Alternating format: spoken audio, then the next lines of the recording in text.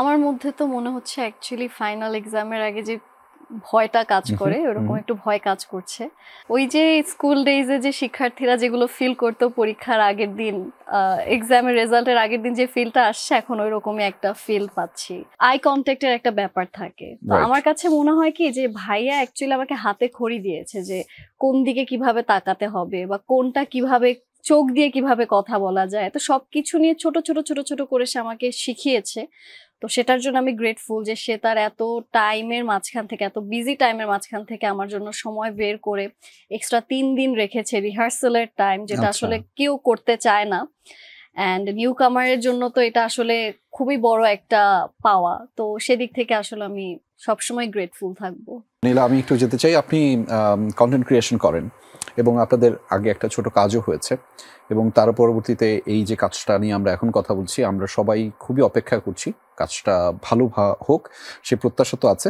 আপনার মধ্যে কেমন করে কাজ করে যে আমরা হয় না যে একটা কাজ আসছে, একটু দূরু করা, একটু টেনশনে থাকা, একটু ভয়ানক চিন্তা আসা, আসলে কি ভালো হবে, কেমন ভাবে দর্শক নেবে, কি চলছে আপনার মধ্যে নীলা? আমার মধ্যে তো মনে হচ্ছে অ্যাকচুয়ালি ফাইনাল এক্সামের আগে যে ভয়টা কাজ করে ওরকম একটু ভয় কাজ করছে। আসলে এই পুরো প্রজেক্টটাতে আমরা আমাদের অনেক সময় দিয়েছি, অনেক শ্রম দিয়েছি।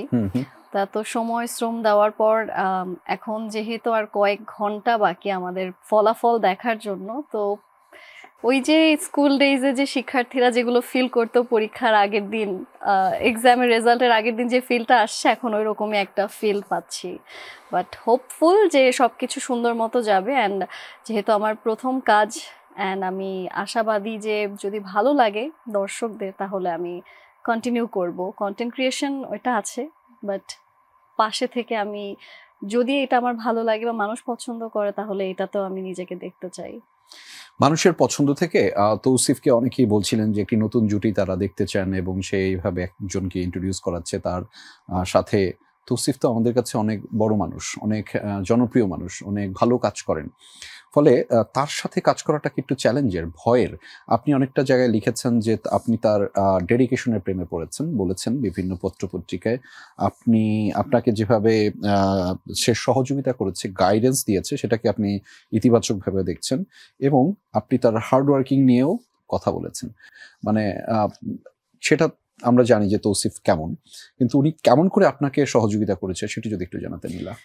আসলে আমার জন্য তো নাটকটা বা অভিনেত্রী হিসেবে স্ক্রিনে আসাটা সম্পূর্ণ নতুন একটা ব্যাপার। তো দেখা যাচ্ছে যে অনেক কিছু আমি ছোট ছোট টুকটাক কাজ যেগুলো করেছি ওগুলোতে দেখা যাচ্ছে যে রোম্যান্সের যে পার্টগুলো এগুলো তো ছিল না। তো যখন এখন আমাকে কেমিস্ট্রি দেখাতে হবে, বা যেহেতু এটা একটা রোমান্টিক নাটক, অন স্ক্রিন আমাকে দেখাতে হবে যে আমাদের বন্ডিংটা কিরকম, তো আই কন্ট্যাক্টের একটা ব্যাপার থাকে। তো আমার কাছে মনে হয় কি যে ভাইয়া অ্যাকচুয়ালি আমাকে হাতে খড়ি দিয়েছে যে কোন দিকে কিভাবে তাকাতে হবে বা কোনটা কিভাবে চোখ দিয়ে কিভাবে কথা বলা যায়। তো সবকিছু নিয়ে ছোট ছোট ছোট ছোট করে সে আমাকে শিখিয়েছে।